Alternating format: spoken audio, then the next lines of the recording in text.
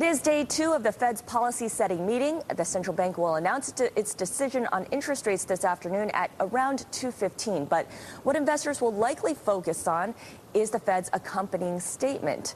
So for more on what we can expect, we head now to Washington, where Bloomberg's Lindsay Arndt joins me now. Lindsay? Morning, Scarlett. You know, so many questions about what the Fed may or may not say or do today with regard to its purchase programs. But there is one area where there's clearly not very much suspense. That's when it comes to the Fed funds rate. A Bloomberg survey of 89 economists predicts that the FOMC will leave that benchmark rate unchanged at 0.25%. Of course, that's the lowest in Fed history.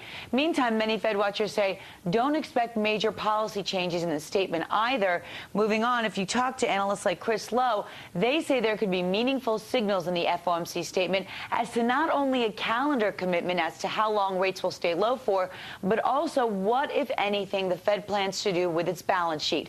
Is it going to expand the size and end dates for its buying programs? Which ones and by how much? Some analysts say an expansion is a foregone conclusion.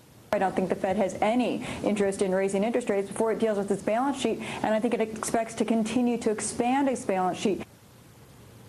Now, another thing we're hearing from analysts, you know, now that things have calmed down somewhat with regard to the economy, there's a lack of urgency there. The Fed can slow down the pace of its decision-making, and it likely will. We're going to hear from the Fed at 2:15 p.m. We'll have that statement, that all-important Fed policy statement. At about that time, we'll get it right to you as soon as it's released.